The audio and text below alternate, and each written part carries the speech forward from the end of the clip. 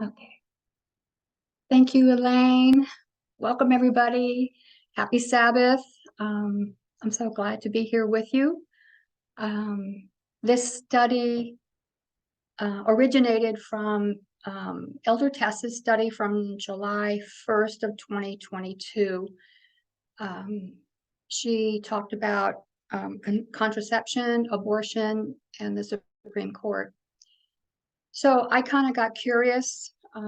She mentioned a man named Anthony Comstock, and I wanted to know who this man was. And as I was looking into it, it just kept. I had to keep going back in history to like, how did that 1873 law get passed? Um, what were the conditions in the state? The state of the Union of United States. What was happening in those times. So what I would like to do is start with a quote.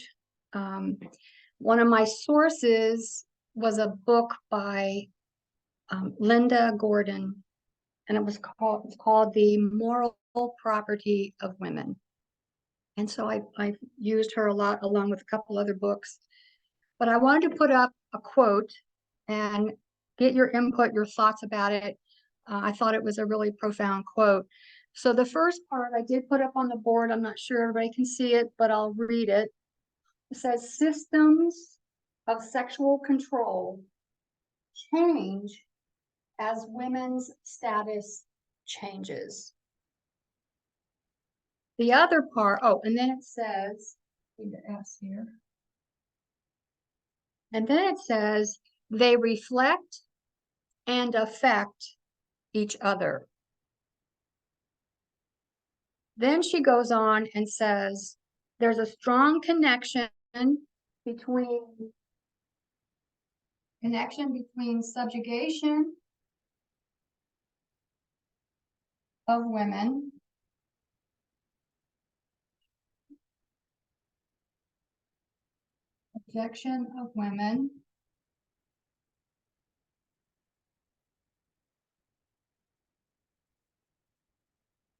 and the prohibition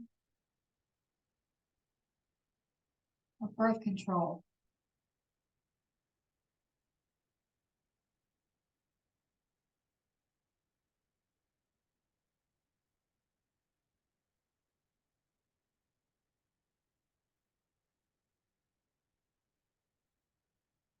Anyone have any thoughts on that? Systems of sexual control change as women's status changes. The connection of subjection of women and the prohibition of birth control are connected. It's just so true. You can see it through history. And they're trying to do it again right now. Mm-hmm.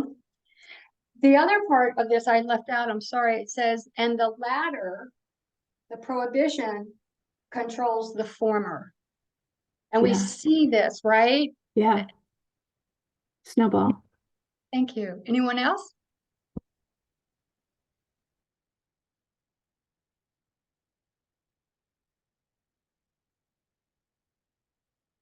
This pretty much puts it in a summary of the whole history of women's human rights. And we know that that history is 6,000 years old. And so as things change in society, a woman's status will change and her control over her reproduction is either taken away or given, and she's in the middle because she's surrounded by all these rules and stigmas and legislation determining what she can do. Now, the rest of the quote ends where it says, there is also a strong connection between women's emancipation and their ability to control reproduction. So I wanted to use this quote is basically what we're going to look at today. starting around the 1800s and getting up to Anthony Comstock. But I'm not going to do Anthony. Well, that'll be part 2 because there's a lot about him. So does anyone have any thoughts about what was life like for women in the early 1800s? Have you given that any thought? Or do you have any ideas? Wasn't it like the woman was the head servant of the household? Could you say that? I think you could. Yeah. Yeah. Her movement was pretty limited on what she could do because the husband controlled all the money. She was only given like a certain amount for groceries and stuff like that. She could only go certain places. Everything she did was controlled by the husband. So I kind of thought about how the early 1800s wasn't too far away from the Constitution and the Declaration of Independence. And we get our first clue there when it's all men are equal. And they meant it when they said all men. And it was white, wealthy men. So a lot of people were left out. Has anyone ever heard of the word coverture? Put it on the board.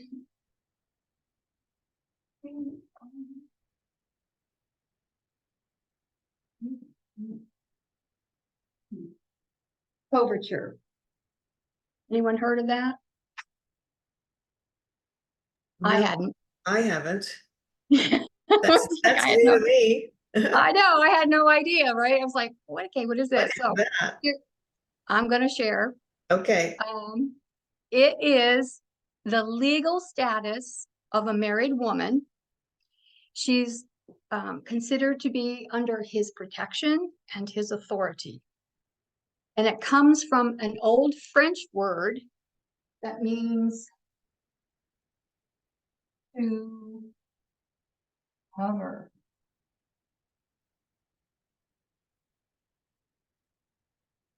So in English law, which is where this came from, and of course the early America was still influenced by a lot of English laws, English culture, traditions. So in this coverture, and it was a legal status, a woman had no identity. So at birth, she's covered by her father. And then when she's married, she's covered by her husband. And the prime visible expression of this identity of this woman being enfolded into the man was taking his last name. Kathy, So yes. it's similar. I don't know. It elicits the thought of indenture to me with coverture, where an indenture servant was a laborer, right? And and the wife is the laborer, but she's covered under the husband. I don't know. It just had similar thoughts in my mind. There is some similarity, except that the indentured servant had a contract and it ended in a certain amount of time, and then they were free. Whereas the marriage at the time did not allow that kind of freedom. Basically, women, because they didn't legally exist, they couldn't sign a contract. They couldn't even work or own their own business. They owned nothing, including the clothes on their back. They had no rights to their children. So if she were to get a divorce, she would never be allowed to see her children. And of course, married women had no rights to their bodies. So whether she if she did work outside the home, or if she did make something in the home to earn money, and using her time, her labor, her efforts, he had total access to the wages that she made. And even the one, if the children worked also, he got the wages. He also had, the husband also had absolute right to sexual access. And that right was implied within the marriage contract. And so under the law, all sexual related activity, including rape, was legitimate.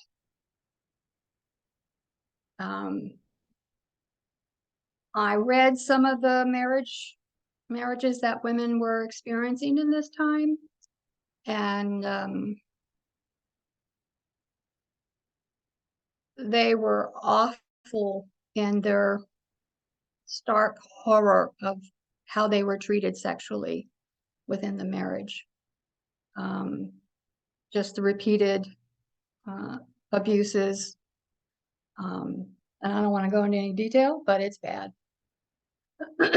Kathy, Yes. just going back to when you were speaking about covering through the father's name or the husband's name, did I understand you correctly? So like that was so under the covering of the father through the last name, I guess, I'm assuming, that came for how do I want to put this? The children. So like with me having my last name, that came from my dad, and then when I would get married back in those days, it would be I would take on my husband's last name, and that was a covering, or that was understood as the I'm trying to understand better understand. That was the basically transferring of property of a young woman, the father transferring ownership to the husband. So she had her dad's name, then when she's married, she takes on the husband's name. And so there's this transfer of covering because she can't exist on her own. Thank you. Is that better? Okay. Yes.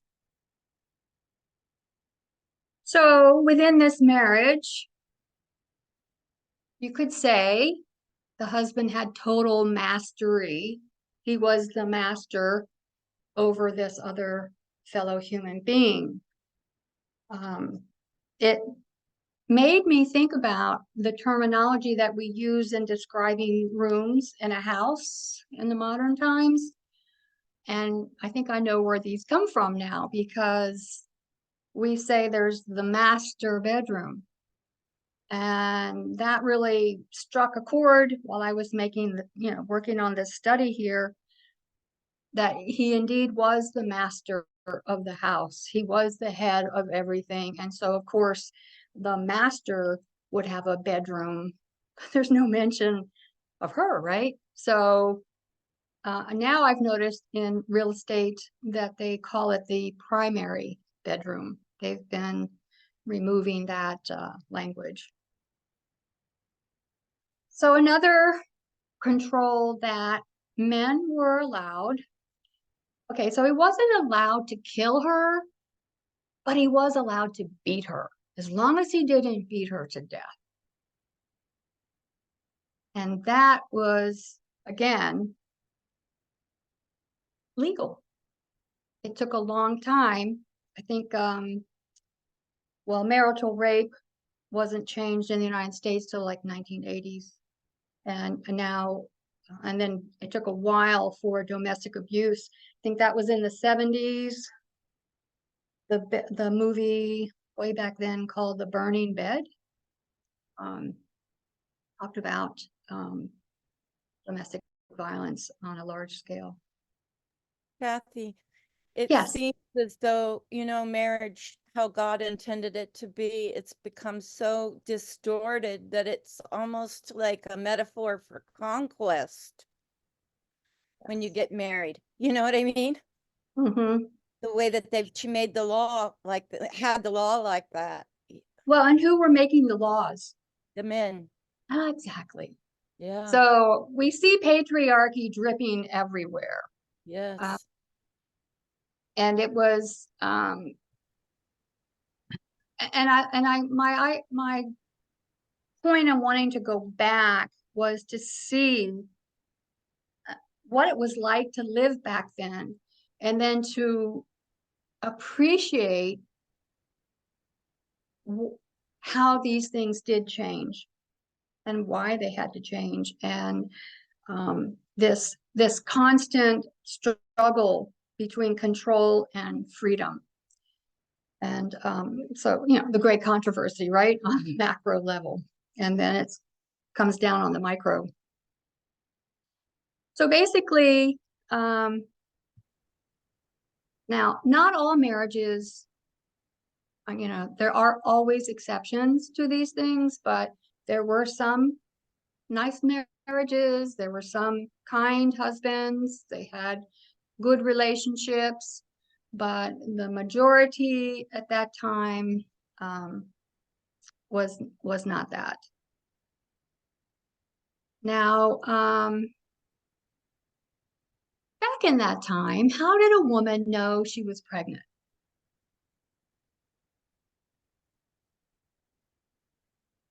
There's no microscope, there's no ultrasound, there's no pregnancy test, there's really not until like 1816 was there even a stethoscope.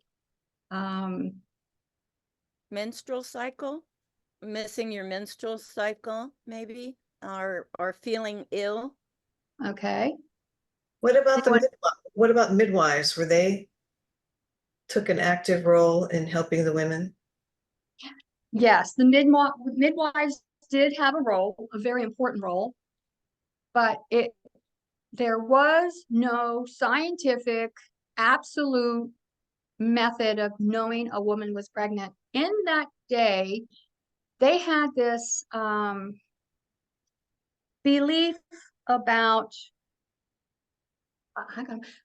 your fluid, the flowing of your fluids, whether, whatever had an opening, if it flowed, it was healthy. If it didn't flow, it was unhealthy. So when a woman, her menstrual cycle stopped, they did not know why. They did not know it was pregnancy. They thought there was an unnatural blockage.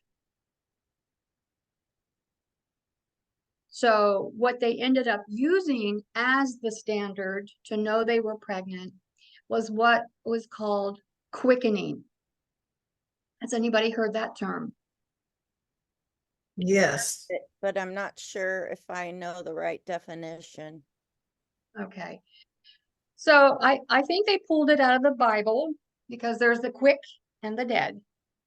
And so a woman not having any knowledge of her body or the reproductive process would feel something in her abdomen. And that is what they call quickening, that whatever that was growing there, they didn't have a lot of the terminology yet, but that was the sign that she was pregnant. And that standard lasted for a long, long, long time, even before the United States. It was centuries old as a method of determining if a woman was pregnant. Now, in 1803, England passed a law that said it was illegal to have an abortion or to terminate a pregnancy before quickening. Now, the United States did not accept that new law. They accepted the law prior to the 1803, which said termination before quickening, there's no judgment, there's no crime.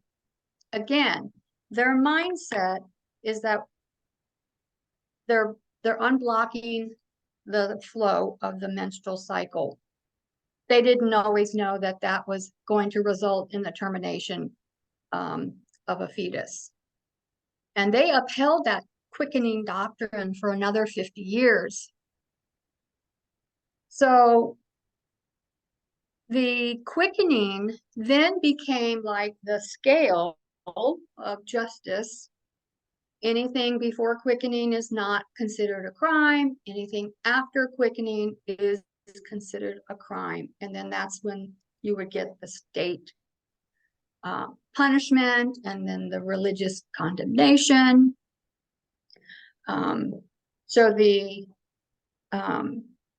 state would say that after quickening, the fetus is now granted legal protection as a human being, which is then why if anything happened after quickening, then there would be criminal punishment. So we have these, so we have coverture, and then we have quickening. These are all things that affected women. And everybody used the quickening standard from the, there was another resource, Abortion in America by James Moore, and the details that he gave of actual diaries of women, their understanding of quickening, and how that everyone knew what that was. So the other thing that's following women, Kathy, yes, I looked up quickening just to know. It's 16-20 weeks, so about 4 or 5. yes, it was around Months. 4 months, 4 or Mhm. 5 months, depending how active. So, you know, you can imagine the level of, and I don't mean this in a bad way, but there's ignorance of the human body. So it is a very simple methodology for them. I can imagine that it was probably very depressing for them too when they felt that. Especially if they've already had 5 kids. And then another one's on the way. The other thing that was so laid on women was that, you know, their biology was their destiny. I mean, you were born to breed, in essence. And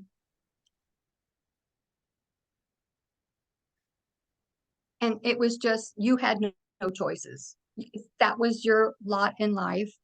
And there was, at that point, legally, there was nothing you could do. Hey, Kathy, Yes, are you able to adjust your camera just a little bit on the board? which one? Oh, am I in the, I'm in the way, I think. Well, you're okay at times. Let me Thank you. get, hold on. I don't know how yours moves around. Oh.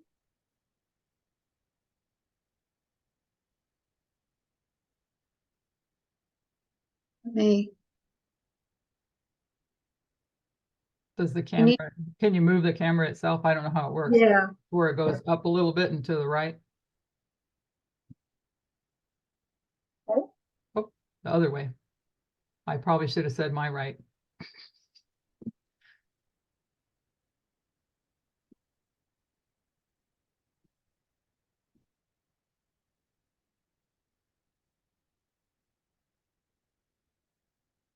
It's getting there. I think you have something on the top there too. I didn't notice, but you have something on the top. yes. If not, maybe you just take a picture of it when you're done. Take a picture for everybody. That'd be good. Sorry, everybody. Yeah, thank you. Okay, so this time period, 1800s to 1870s, a lot of things are happening. And one of the biggest things, of course, is slavery. And I did look into, I wanted to incorporate that, that women also, enslaved women were having baby after baby after baby. And of course, on top of being, you know, stolen from your country and robbed of your dignity, there were forced relationships. Certain men and women on the plantations were chosen to be breeders or wet nurses, where they would nurse the white women's babies, but not their own because they wouldn't have enough. One woman escaped in 1841 with 7 children, and somebody told the plantation owner or the overseer that she had been planning to leave. And so she was beaten and tortured, but she was mostly tortured because that landowner or that overseer had discovered that there was a woman who had been with child and now she wasn't with child. And she refused to say anything about it. And one of the ways that these women would rebel or would rebel was to take control of their reproductive abilities. And so they would fight against this white supremacist race patriarchy, right? And they would interfere with pregnancies. And of course, a lot of times they were raped by the landowner, by the plantation owner, by the overseer, slave drivers, all of them. And they had herbal remedies, they had their traditions that they brought with them, and women were helping women in this. The other part of this awful history is that white doctors would experiment on the Black enslaved women with their learning to do gynecology and surgeries. And they used these women as basically experimentals. And at that time, there was no anesthesia.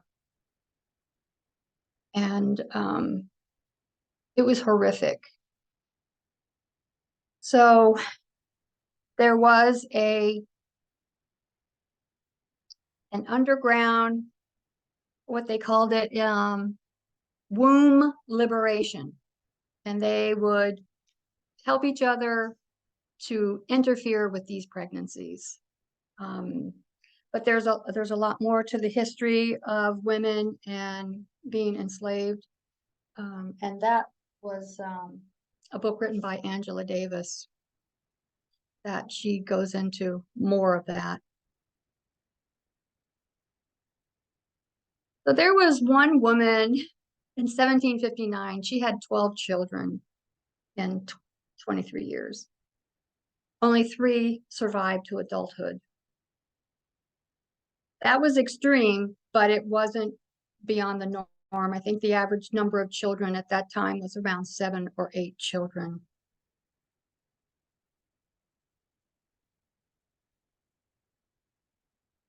So I'd like us to consider as women and as husbands who have had children, right?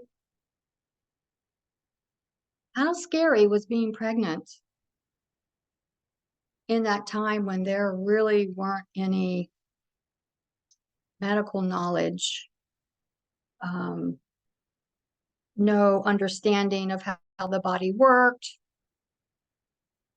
and really no understanding of empathy for women. Because sadly enough, can anybody think of a Bible verse that relates to pregnancy for women?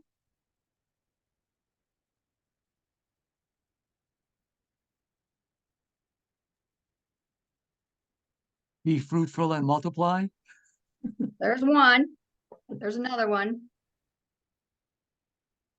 It was said to, I'm trying to remember the one that goes along like, pray that your flight is not during the Sabbath, or is it, or maybe I'm off. Some it's a bits of, little, yeah, it's a little further back. It was said to Okay. Eve. What about pain in childbirth? That's it. Something like that. Something like that. Yes. That's it. Yes. Can you believe it? They actually said that, that's, hey, that's what your lot is. They had no sympathy or empathy for what women were going through because, hey, right here, God said it. This is part of your punishment. So the details of people going through labor, one of this book gave some details that I had not even thought about, that the ultimate physical risk for women in this time period, before doctors were organized and before more medical science and understanding of the body, but the greatest physical risk was bearing children. And there was a mindset that they were under the shadow of death because they knew someone. It was a small community, family members, friends, neighbors, very real possibility that they could die, or their child could die, or they both could die. And this process, this thinking and this mindset was so real that many women, once they were quickened and they knew they were pregnant, they actually would write out their wills. They would write requests to family members, name the child if it's a girl this, if it's a boy this. They would give locks of hair to their friends just in case. It was that real. And even family members knew it. There wasn't these big celebrations and gender reveal parties and all this joy and everything. Everybody was under the shadow of death because it was so, so dangerous. And when a woman is getting pregnant every year or every year and a half, the stress on the human body only increased her chances of dying. Kathy, some of that mentality lingers today still, because when I was pregnant with my daughter in 1990 and I expressed different concerns, people would sort of like, well, women have been doing this for millions of years, you know what I mean? That kind of thing. And there was no empathy. And I remembered, and women have been doing it, and you just got to go along with it or whatever. So when I think about it, some of that thinking, that awful thinking, is still in people's minds, It is. And you could simply say back to them, it's like, yeah, but I haven't been doing it for millions of years. Yes. And that's not the point we should be coming from. I had a doctor say to me when I had my second child, and I was given Pitocin, which my first child, I didn't have Pitocin. So I had no idea what was going to happen. And the Lamaze breathing didn't work with Pitocin, and I got freaked out because I had no control. And he's like, what's the matter with you? You've done this before. Oh, if eyes could kill, this man would be on the floor. My husband came over, and I wanted to say, like, and how many times have you done this? It was so cruel. I'll never forget that. Yeah, exactly. The other thing with childbirth, that if they didn't die, they had a really high chance of being maimed. Again, they didn't understand the details of what the human body goes through to deliver a human being. There's something called fistulas, which are holes, and a lot of time a hole would be made during labor, and it was usually between either the bladder or the rectum. And what that did, it was not repaired, but that woman was now stuck with living with incontinence of either her urine or her feces. which then of course created constant irritation in that tear, that hole. They didn't suture the perineum after it tore. There were major infections. They didn't know about washing your hands. There was general weakness. They had tears in the vaginal wall or the cervix, which would then lead to a prolapsed uterus, and that would cause even more misery for women. So, you know, I was just like, okay, I'm just really felt for these women and for women in general who have gone through all this. I do have a couple of quotes from women that they found in their diaries. This one woman said, "I must confess I had dreaded it with a dread that every mother must feel in repeating the experience of childbearing." It's just such a contrast to how we see pregnant women today. It was not a happy event. I'm not saying that it was an unhappy physical event.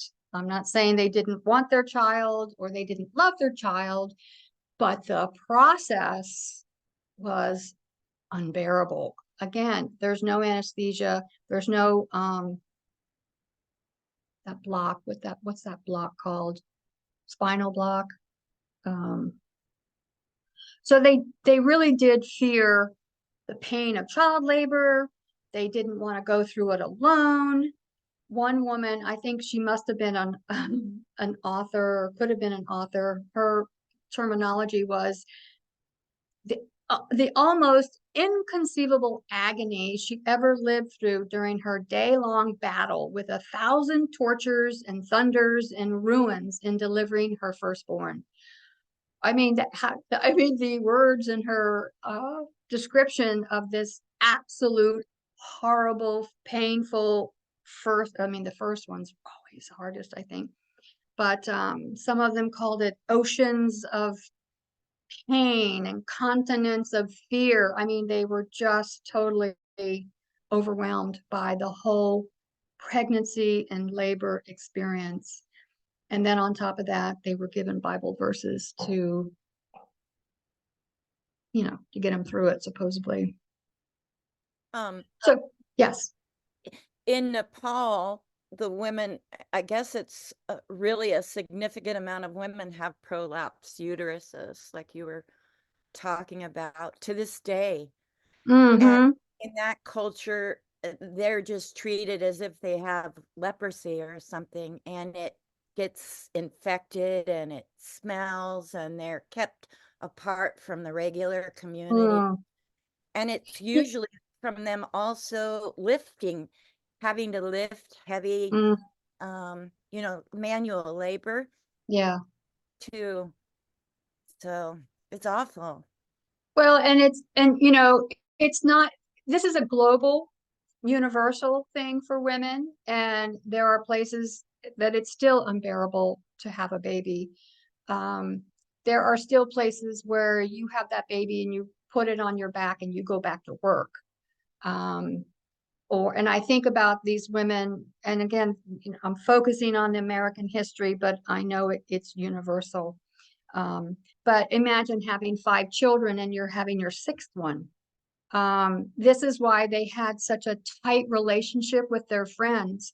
Women would literally come and stay with them for months to get them through child labor and help with caring for the other children and food, and you know what I mean? So it was a really strong connection, and they helped each other also with herbal remedies to help space out their children. So I just wanted to give that kind of a detail of what life was like, and how, oh, by the way, I forgot this term. There's another one. Maybe I looked it up in the Oxford Dictionary. I was like stunned. during this time, pregnancy was referred to as confinement. Anybody heard that word before? Related to pregnancy? Yeah, that's why EDC stands for expected date of confinement when you do. Well, I found it to have a double meaning because women were confined more than just that 9 months for their pregnancy. And we'll get a little further into the Victorian mindset and ideology and how it affected the control of reproduction. Like prison. Right? A Huh. state of confinement or a state of childbirth, bearing. Yeah, that's what it is. A state of childbearing is called confinement in the dictionary. Oh, terrible. Okay, so in 1847, the AMA, the American Medical Association, is founded. The American Medical Association. Before that, there was no organized medical group. People were, they called them irregulars. Anybody who had some kind of knowledge or none could be a doctor. You could go to some business and get a certificate that says you're a doctor because it was a business. And the more people that came, the more money they made, and then they passed out these certificates. There were also quacks. There were also the traveling, what is it called? They had the elixirs. These traveling people that had all these elixirs that could help and do everything, and it turned out to just be alcohol. So the elite were tired of these irregulars, and because they were now learning to be more science-backed. And so this organization was formed to try and weed out the quacks, which is good, and to create a standard. And it was also a way to control doctors, because you would, if you're not in good standing, you could be kicked out, and that would not be good for your reputation. And of course, it was male dominated.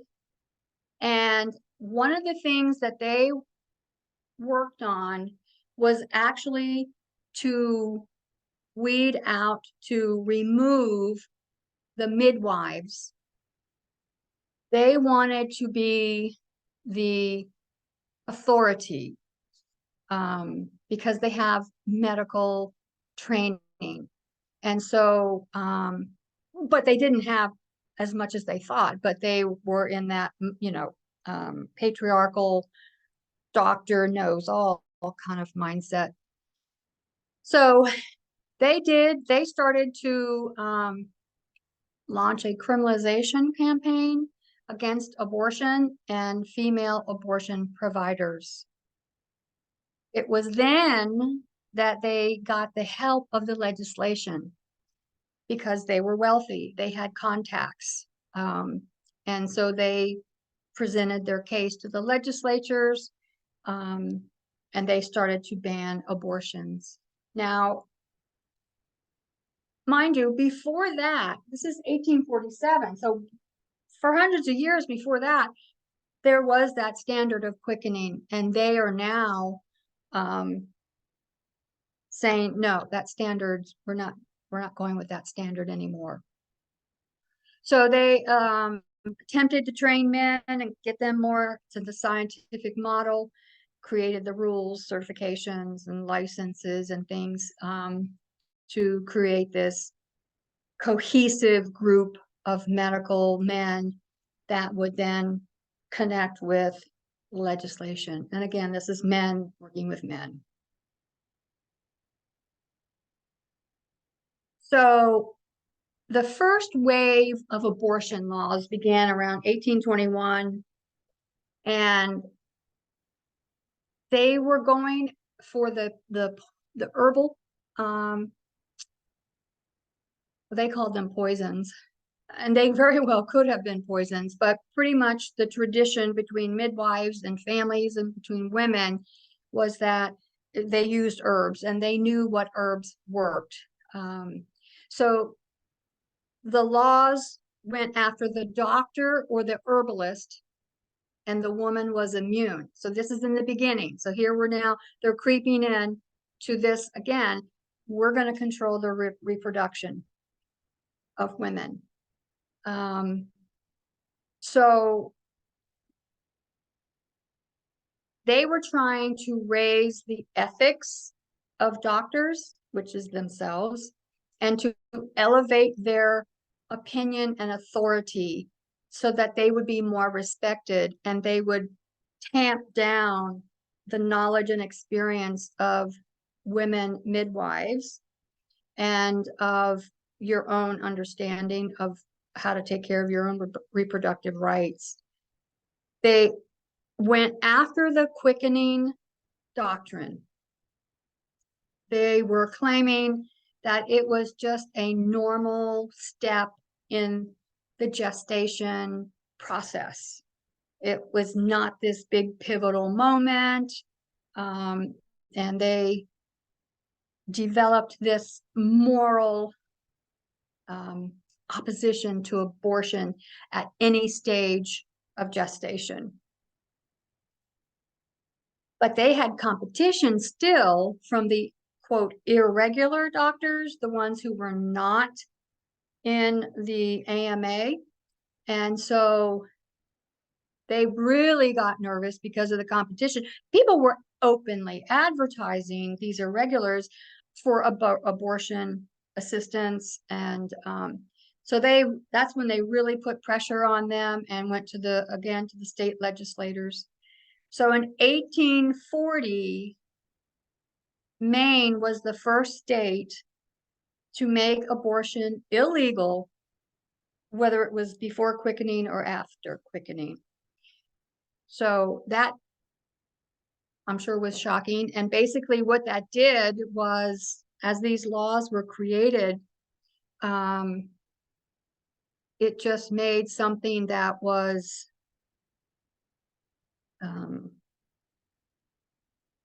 women were now forced to go underground to do what they had been able to do prior to these laws. The second wave of abortions anti-abortion laws became 1840 to 1880. And what shocked them was they saw that these doctors were now keeping records, and they were like, oh my gosh, abortion is off the charts. And it's like an obvious open social reality. The newspapers were filled with advertisements for herbs or elixirs or services to help with the abortion. But here's what really struck them is it was the type of women that were having abortions. So before,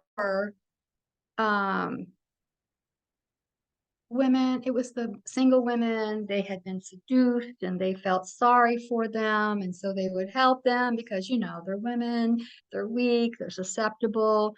It was like doing a good deed.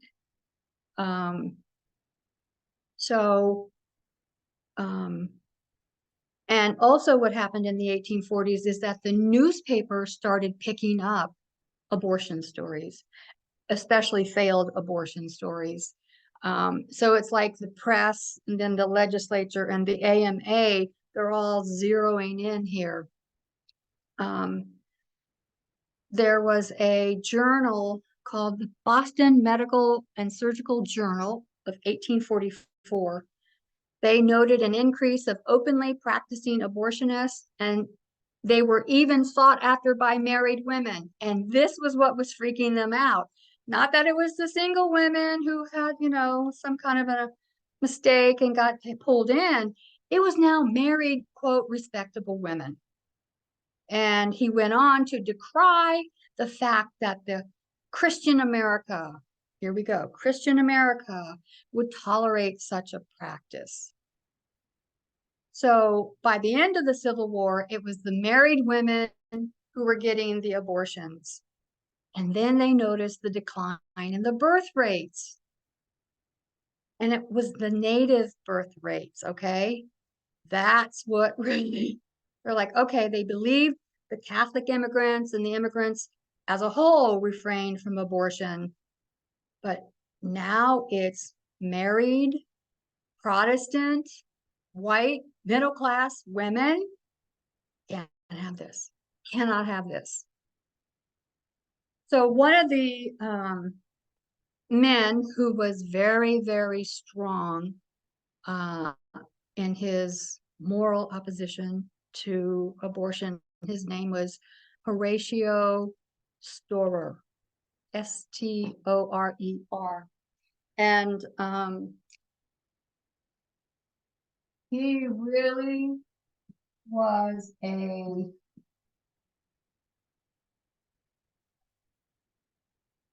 I'd say he's probably a type A personality, and he was very driven. There's a lot about him. He is the precursor to Anthony Comstock. He kind of got the ball rolling before Anthony. So now keep in mind, wait a minute, I've got this coming. Okay, yeah. So Horatio, he got his medical license in 1855. He joined the AMA, and in 1857, he created the Physicians' Crusade Against Abortion. And then he urged the AMA to join in his campaign. And they did.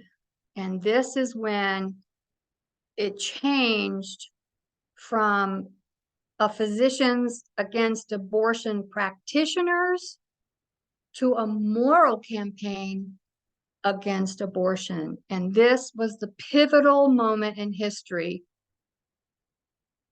that they were going after abortion itself, not the practitioners. Abby, are we still in 1840? We are in the 1800s. I'm flopping all around. So this is 1850s now. So I'm just kind of doing a flyover. So this is in the 1850s with this Horatio Storer. Oh.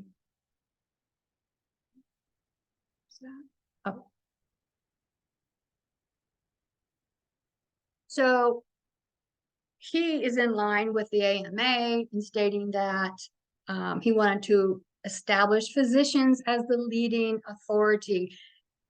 This, I understand in my reading of this, this is how the God complex was created in white male men. As far as doctors, I don't know if you've ever come across that in your visits with doctors, but it's there. It's still there. If you ask a question or you say why or what's causing this, many of them will not respond in kind. And then you know it's time to find a new doctor. I'm sure I'm not the only one that's had that experience. So anyway, he asserted that he wanted to remove midwives because they should not be practicing, quote, medicine. They should not even be involved in the process. And why was that? Because they were not in their proper and God-given sphere to be in the home. So we see this patriarchal system. It's like it's entwined with the legislature, with the medical world, with the religious. It's all in there, right? And the woman's in the middle, surrounded by it. He complained that the laws were not strong enough. The punishment should have been more fierce, more strong to be a deterrent so that people wouldn't do this. He was one of the first that advocated for what he called the unborn child and he was referring to the fetus. So that was the term he was first used.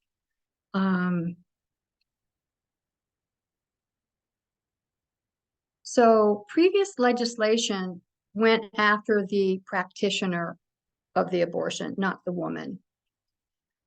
But later, because of the AMAs, you know, here's this organization.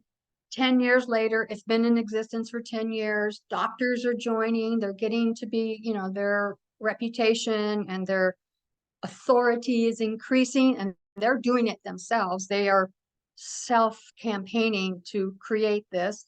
And it has its good parts, but it does have its dark side. So here, this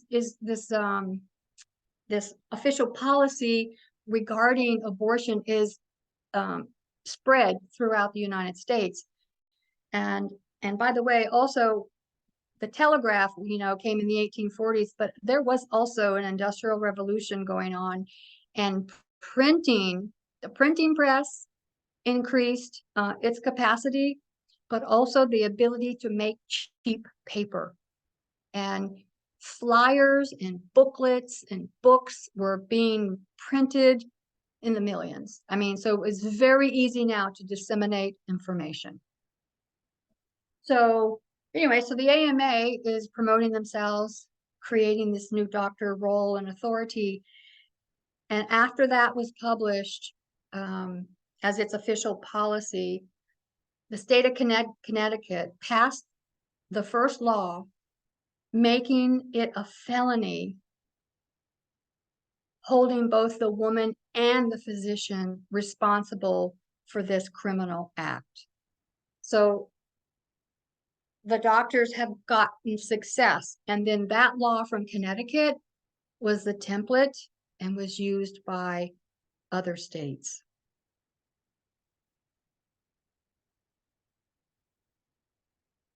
Oh, and at one time, Horatio did say, he wrote a book and he talked about that married women had a moral obligation to reproduce, stating that the Civil War had caused such a devastating population loss. So we can see the patriarchy, the ideologies, the mindset of who women are and what their place is. But thankfully, now I'm sorry, I'm scattering. I'm going back now. 1848. What do we have in 1848? Seneca Falls. Yes. Yes. Yes. So we have, you know, again, women are rising up, but they're rising up. They started because they were working in the abolitionist movement in the 1830s, early 1820s, and they were able to, and it was generally the wealthier women, because lower class women were busy working and raising kids. But nonetheless, they were getting practice public speaking. They were getting practice on writing leaflets that they would pass out, and to get organized and what it means. And so that all was like preparation for 1848.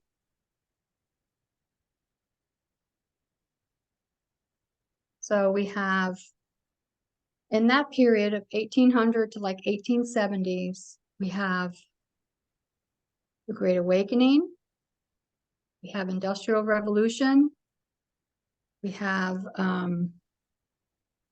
elections, presidential elections, politics, both, you know, connected, science, slavery, Civil War, nationalism, immigration, the temperance movement, social changes, cultural changes, and more. So all of this is going on at the same time. And you can see it was just a great upheaval of cultural and society trying to break out of these restrictive mores and rules. Did anybody ever hear of the Victorian era? Yes. Oh my gosh, it was horrible. I didn't realize it was an ism, Victorian ism, like a conservative ism or liberal ism. It was a ideology, and it was named after Queen Victoria. And this was from 1830s to 1901.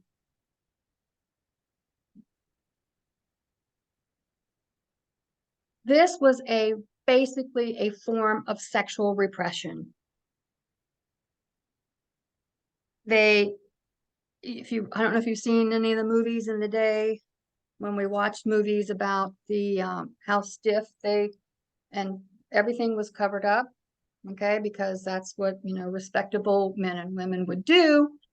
And so these cultural norms were, of course, more applied strictly to the women than to the men. And because, like, you know, men could still have an affair, but of course a woman couldn't, because she's pure, and now she's sullied if she goes outside the marriage.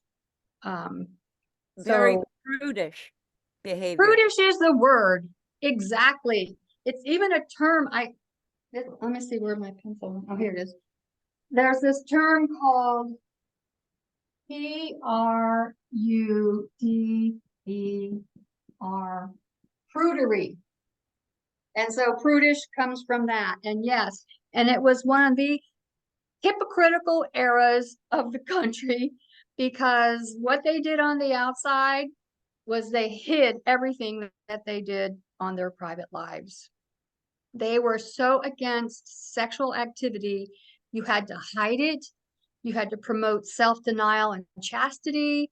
And if a woman was pregnant, you didn't even mention it. There was no mention that this person was pregnant. And I even had an aunt who was born in the early, 1920s.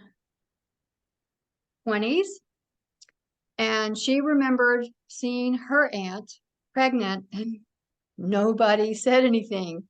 You didn't even acknowledge it, because, you know, that means they had sex, and we don't talk about sex. We don't think about sex. And they wrote books, don't think about sex. So you know what happens when you get this constant message of don't think about this, don't do this, don't look at this. It makes you do the opposite, right? So they actually turned sex into a dirty fact of life. And so women were being given advice on how to live and how to be. And of course, at that time, they had, what kind of clothes were they wearing? Tight corsets, dresses that were overly heavy. They were almost childlike with their little bows and their little bonnets, making them look childlike, because of course they're the weakest, they're the weak sex. You can see it all playing in. Again, here's control over women. And so there was this, again, the covering was to protect women from dirty matters. And they considered dirty matters politics, money, and sex, because they're so delicate, they're so fragile, and they're soft, and they cannot be affected by those things. What else was in growing here? Oh, has anybody ever heard of voluntary motherhood? This was like around the 1870s. And you can understand what that means, right? Because otherwise it's involuntary, meaning there's no control. And so there's this new wave of thinking. This is a form of birth control, but it's basically abstinence. It was still, it was a part of the Victorianism, and it was just kind of like the beginning of women wanting to try and control their reproductive rights.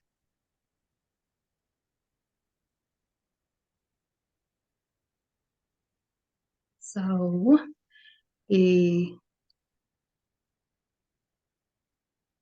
okay, then there's the ending here with, so the temperance movement was alcohol. There was then the purity movement, and it was an idea to abolish prostitution. And they were opposed to birth control. They, at this point, had not been able to separate reproduction from sex, if that makes any sense. Because again, the Bible verse somebody quoted, be fruitful and multiply. That was really the only reason you had sex. And women were actually considered asexual, that they had no sex drive, and therefore they were the perfect complement to the man who does have a sex drive. There was also the sense in that era that to have an equal relationship between equal partners as far as sexuality goes could never happen because men and women are not equal.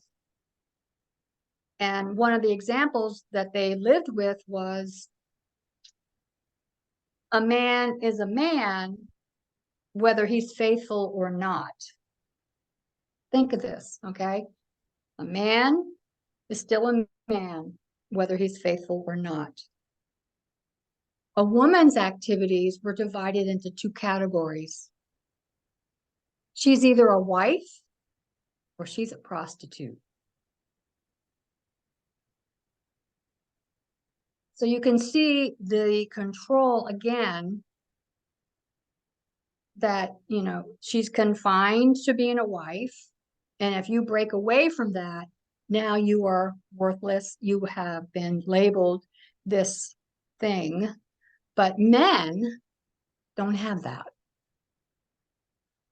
And that brings about ostracizing people, women. Yes. Ostracizing them if they break away. Yes, and there were many women who did get social and economic sanctions against them if they did not follow the culture of the society. Even enough that, interestingly, women who did not marry had more rights. They still had their identity, even though they may have their father's name. They could work. They could keep their money. They could own property. They could sign contracts. So a lot of thinking women were like, you know, maybe I won't marry. And I think Emily Dickinson was one of those women. And she was, you know, criticized in her culture at the time for not doing that.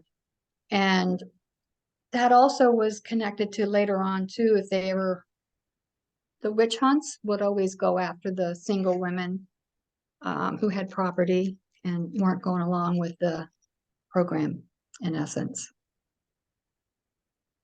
So I hope I didn't overload you with too much information, but my goal, I hope, is that we can see that I didn't put on the board. In the 1800s, women had freedom up to the quickening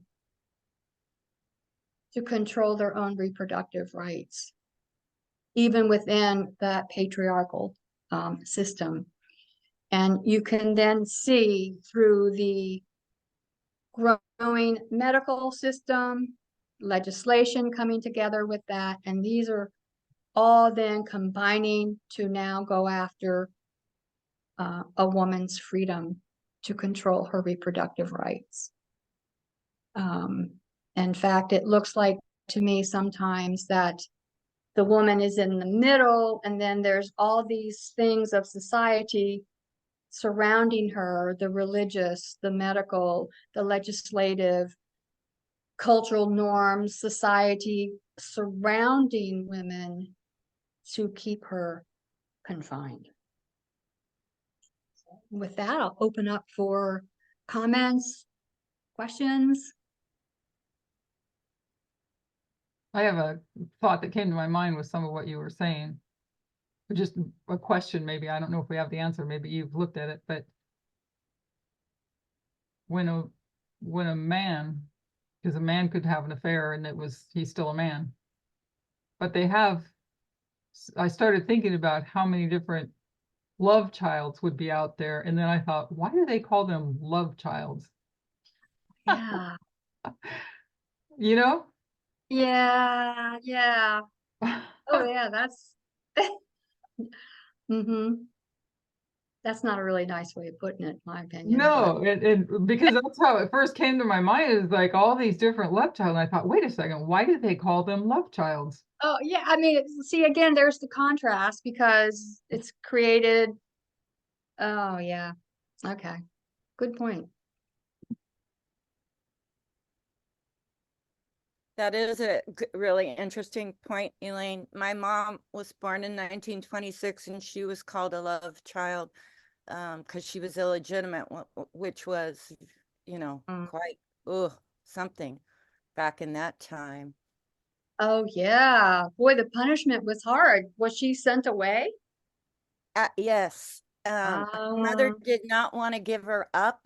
She hmm. wanted, but she couldn't keep her. So she fostered her out and she pretended she was the sister and would come visit my mom. But yeah, my mom went from home to home to home. Ah, Horrible. wow.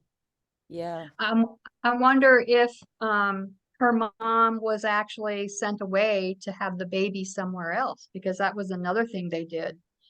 I You don't went away know. for, yeah. I don't think so, though. She was kind Okay. of, my mom described her as a flapper and in that kind of, modernity of the time, in that thinking of the time. Yeah. And yeah, I think she just continued to live on, but yeah.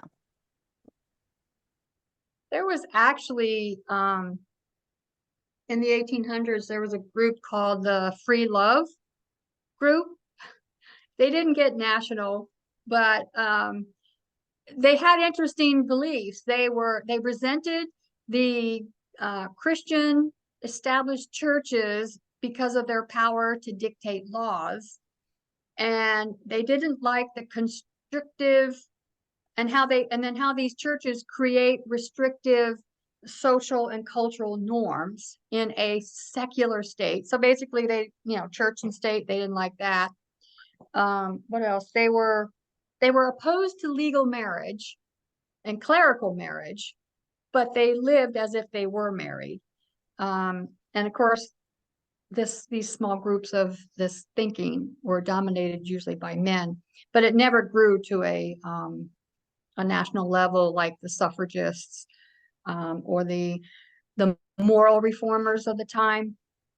So that's really interesting. Yeah.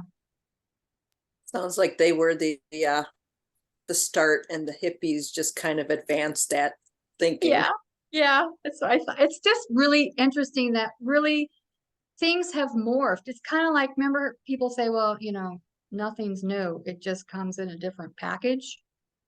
And so it's just really interesting to see how this journey to 1873, which Anthony Comstock is an interesting man. It's the only way I could explain him.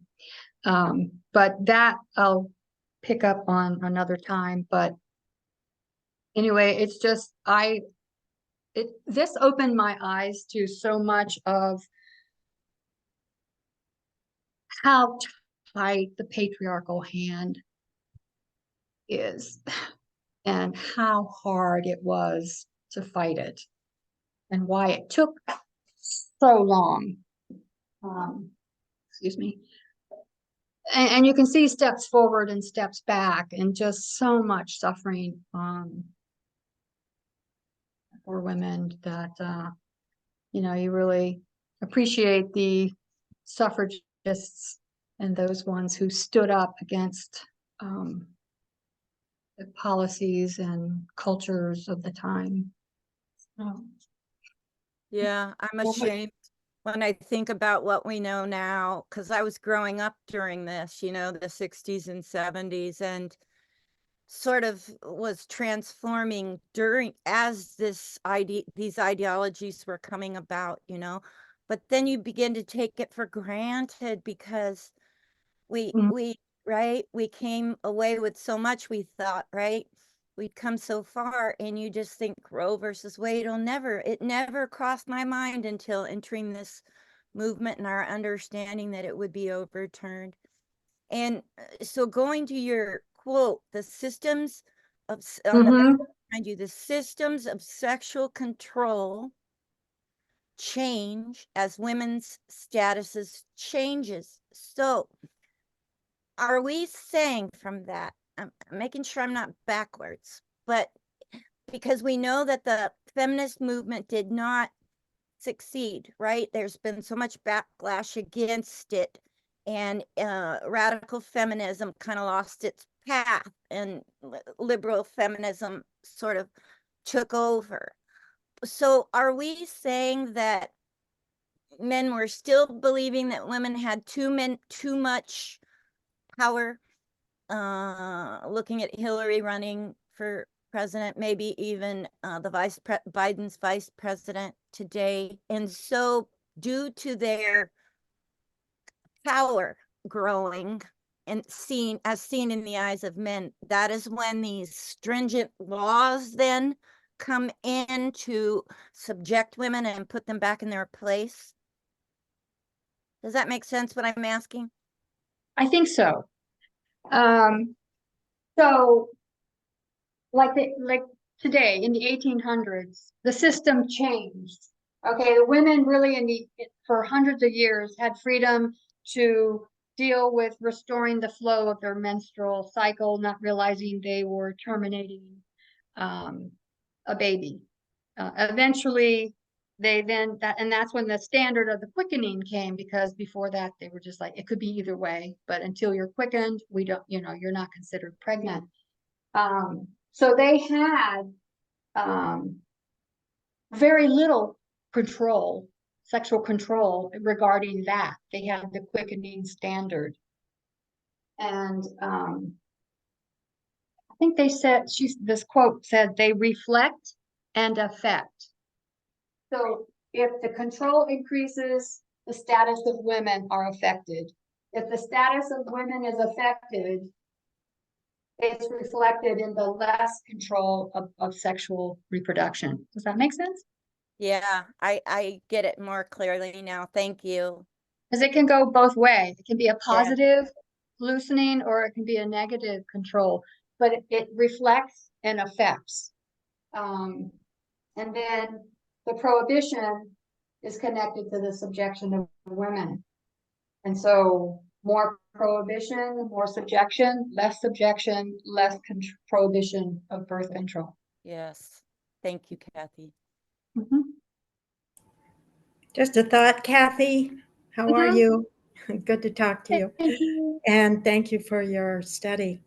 I was impressed by the 1880 abortion off the chart in that period of time. And of course, this wasn't during the time of Ellen White, or was it? 1880? Yeah. Yes. Yeah, Ellen It White was the time. So, I mean, that came across my mind with Ellen White being raised up as a prophet. And, she was living through this kind of Victorian time.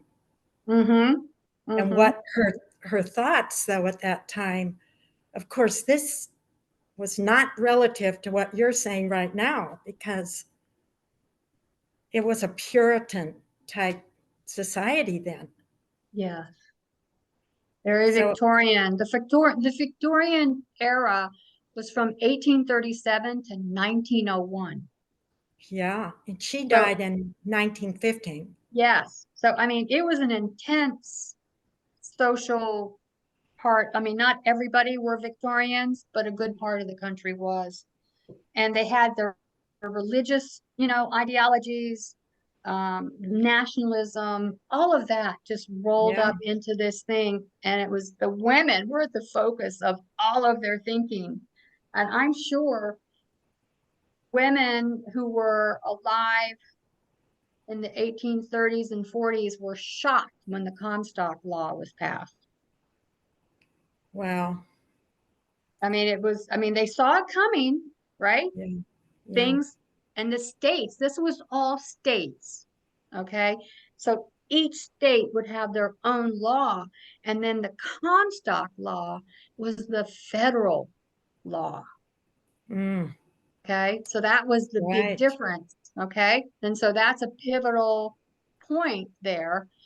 And so then what I want to do for the next study is go from 1873 to 1973 to 2022, June 24th, when it's overturned, and see how we got from Comstock to Roe v. Wade to overturn Roe v. Wade. Yeah, Along very with interesting. with the Supreme Court and legislation, the blending of the Republican Party and, religious, pro-life people and all that. It's quite an interesting history. I was reflecting on Little Women because that was like a semi, I guess, autobiographical story, and it was about the women that were coming of age during the Victorian era. Mm-hmm. And the one that was the rebellious one, like cut her hair and Right. but people were reading that kind of literature, and when so that was showing that people were opening their minds to something else too, right? For themselves. Yes. But the furniture, I can think of the furniture. It was a Victorian furniture, and the clothing, the fashion was that lace high prim, like you were describing. Yes. Yeah, interesting time.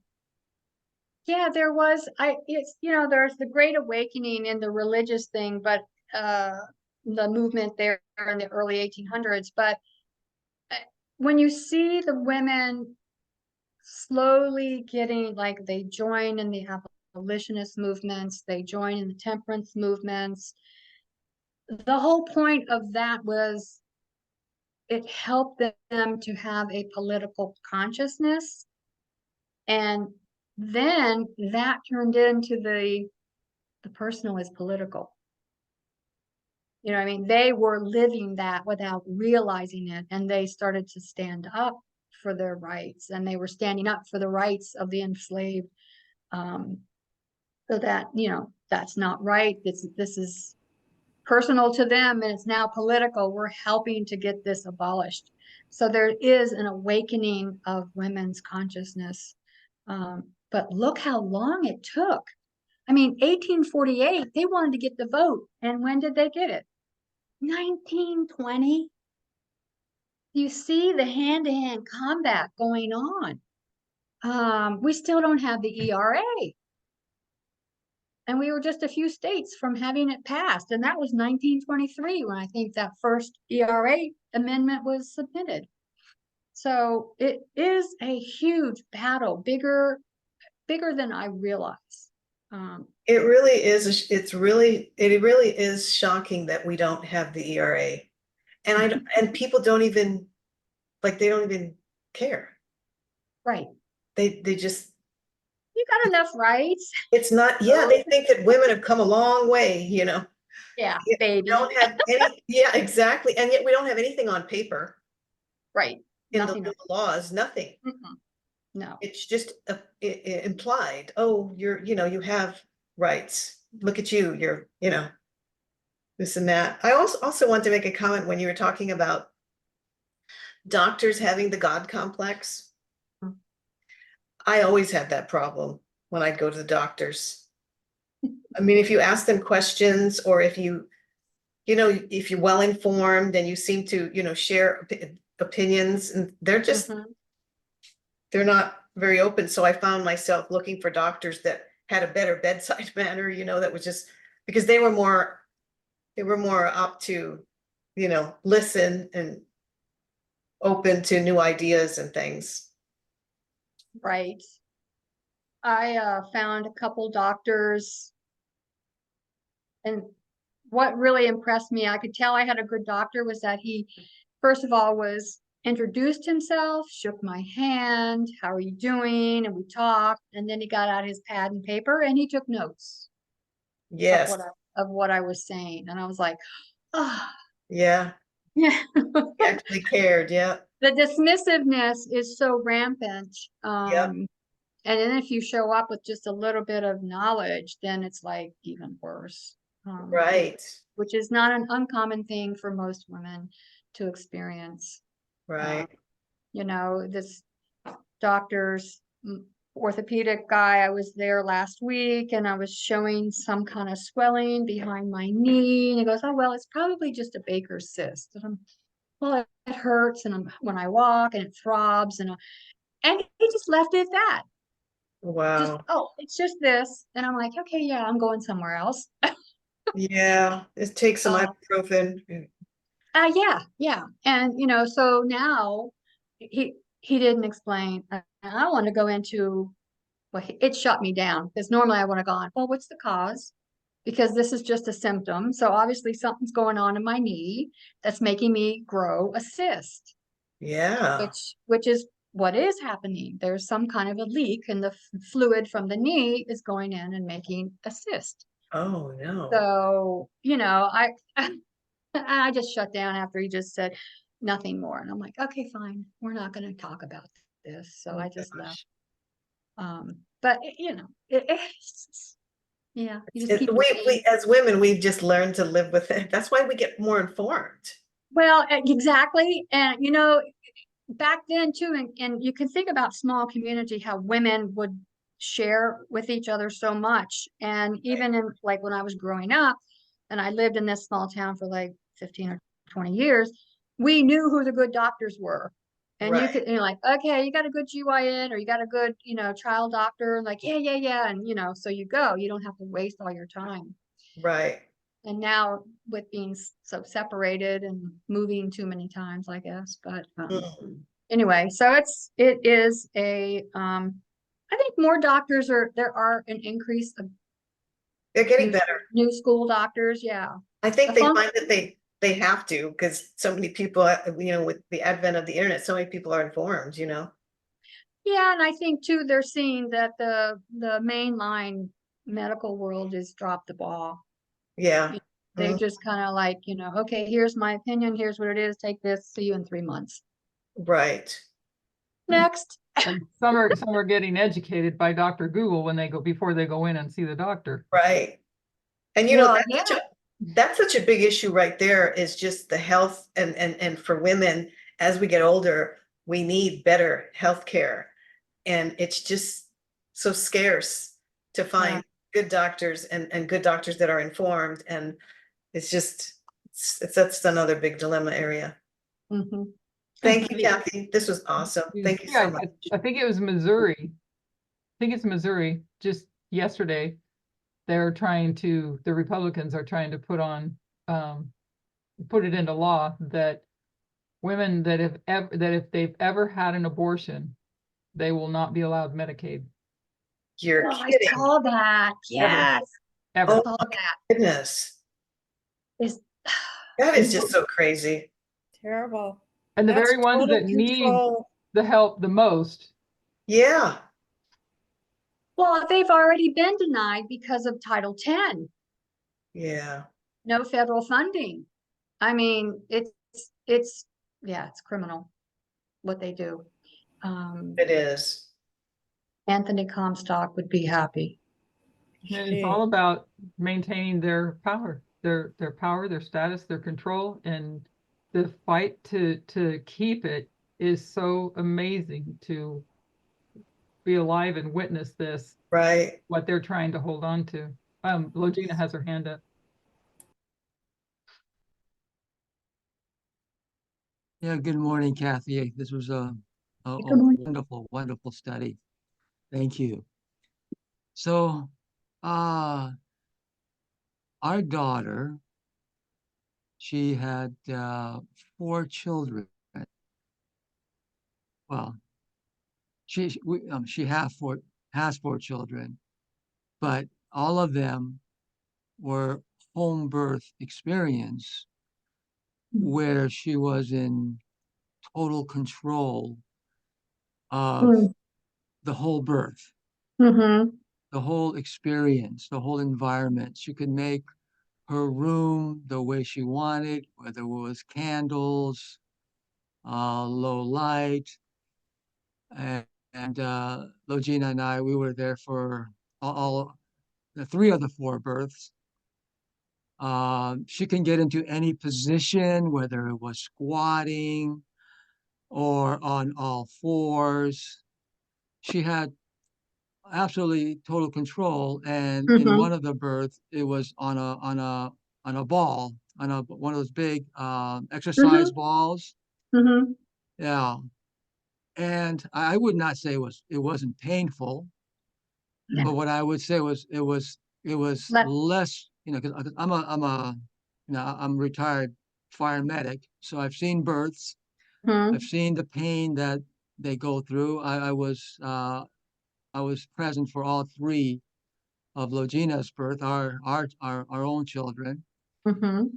And so Logina had a certain amount of control in the hospital, but she was always placed in a stirrup, Mm. right? Which is a very unnatural Yes. position. Mm-hmm. And I would have to say that probably, Logina had probably the more, even though she has some control, just being in that unnatural position, not having total control, she went through more birth pain and unnecessary pain than our daughter did. Our last grandson, her son, was born in Ecuador, and these were all midwives. And in Ecuador, she also had a midwife who was also not only a midwife but a healer. Yeah. And she, walked her through it, got some herbal plants, Right. did some brushing, and the environment was, conducive. And so, I mean, from our experience, when a woman has more control over their, in this case, birthing process, it just goes, and there was no complications. I think it's even quoted, or the research is that there's less percentage of complications and child infant death in home birth than in the hospital itself. Oh, So wow. yeah, so that's why she chose home birth. Mm-hmm. And one of the things that the medical um, institution, they say is that, oh, just in case something wrong happens, because and being a fire medic, I was involved in 2 births myself, and you know what? I did not do any work. I was just there to catch the baby. Mm-hmm. It was the mother who did all the work. Yeah, I cut the cord when it was time and all that, but it was the mom who did all the work. That's why they call it labor. Yes. Yeah. Oh my gosh. Do Yeah. So not I think, dismiss that word. yeah. Oh So I think gosh. the more control the women have over her body, I think Mm-hmm. the better the outcome. Yeah. You know, Yeah. my whole life, I have been terrified of the thought of being pregnant and actually giving birth. This has been something that's stuck with me my whole life. My sister got pregnant when she was, a teenage, she was teenage pregnant. And my mother was so terrified that I would follow that she told me all these horrific things. And then she Mm. told me that I would never make it. That, yeah. And she made me so afraid that I made sure that I would never get pregnant. Mm. Not because that, I would die or anything, because I didn't care about that, but that I would go through this horrific pain. And then I would wonder, how can these women have all these babies and go through this horrific thing? I couldn't believe it. I'd have my friends, you know, they'd get pregnant and they'd be so happy and just, you know, they're having their third. And I'm thinking to myself, I said, and I'd ask them like, have you always been this way? Have you always wanted? Because it was just, I just couldn't believe that a woman would want to go. And then I realized I was traumatized, scared to death. And it stuck with me my whole life. So I can imagine, you know, I don't know. Yeah. I can't imagine it. I think women are the strongest human beings on earth to endure these things, you know? Well, they've said that if men were doing the birthing, that we would have gone out of existence by now. I think so. Yeah. Interesting, one of the fines and penalties for women when these state laws were being formed as they got more aggressive and increased the punishment was that the woman would be financially fined and then arrested and put in jail with hard labor. And I was like, yeah, really? That term, where did that come from, right? Oh, It's yeah. like, yeah, it was just like hardly. She Wow. just went through an experience, right? And now you're going to give her hard labor. One Wow. punishment, cruelty, the level of cruelty and dehumanizing, no human rights at all. Wow. It's a struggle for sure. This battle we're in. That's really profound what you just said, Kathy, the hard labor. Yeah. Yeah. That's really a deep one. Mhm. Wow. Thank you so much for everything you've brought forward for us. Praise the Lord.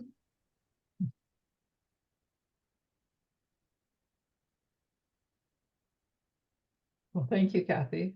Sounds like everybody's wrapping up. I don't know if you want to go ahead and close us in prayer. I sure will.